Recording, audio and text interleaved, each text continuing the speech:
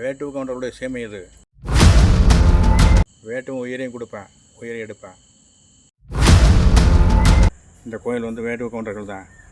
நாங்கள் கொங்கு வேளாள கவுண்டர்கள், நானும் அதே கம்யூனிட்டி சேர்ந்து வந்தேன். யாருக்கும் உங்களுக்கு எல்லாம் ரைட் கிடையாது, வேளாள கவுண்டர்களுக்கெல்லாம். இப்போ நீங்கள் இப்படி பேசுறது மூலியமா உங்கள் உயிருக்கு ஏதாவது ஆபத்து வரும்னு நினைக்கிறீங்களா? கண்டிப்பாக வரலாம்.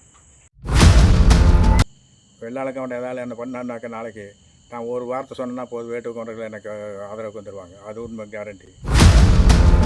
கோவிலும் உரிமையும் வேட்டுவருக்கே சொந்தம்.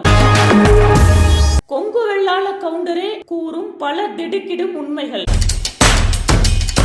வேட்டுவ கவுண்டர்களிடமிருந்து கோவிலை பறிக்க நினைக்கும் நபர்களின் உண்மை நோக்கம் என்ன? தலையிடுமா ஒதுங்குமா அறநிலையத்துறை?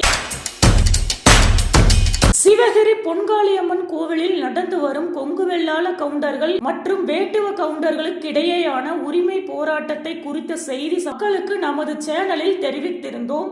அந்த செய்தியின் தொடர்ச்சியாக தோண்ட வெளிவரும் மர்மங்களாக கொங்கு வெள்ளாள கவுண்டர்களை பற்றி அவர்கள் சமுதாயத்தைச் சேர்ந்த ஒருவரே கூறும் பல திடுக்கிடும் உண்மைகளை இச்செய்தி தொகுப்பில் காண்போம். வணக்கம்.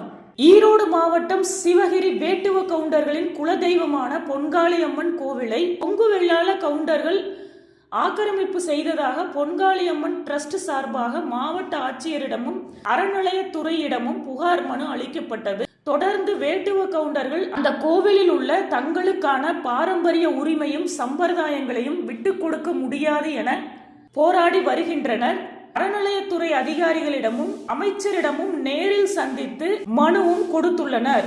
அவர்களும் கோரிக்கையை நிறைவேற்றி தருவதாக கூறியுள்ளனர். இந்நிலையில் கொங்கு வெள்ளாள கவுண்டர்களின் மறுமுகத்தை உடைக்கும் விதமாக சிவகிரி கொங்கு வெள்ளாளர் சமுதாயத்தைச் சேர்ந்த பழனிசாமி கவுண்டர் என்பவர் பொன்காளியம்மன் கோவிலை பற்றி பல திடுக்கிடும் தகவல்களை கூறியுள்ளார்.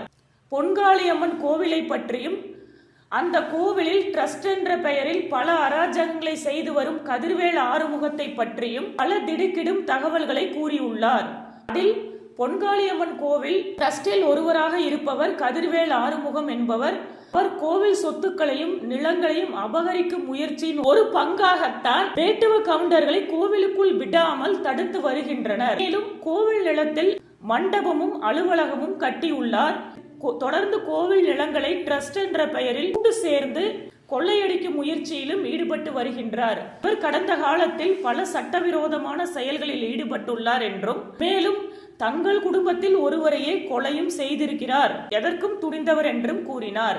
மேலும் இதை நான் கூறுவதால் எனது உயிருக்கும் அச்சுறுத்தல் ஏற்பட வாய்ப்புண்டு, அதை பற்றி நான் பொருட்படுத்தாமல் தான் இதை கூறுகிறேன் என்றும் கூறினார். கோவில் என்பது அனைவருக்குமானது.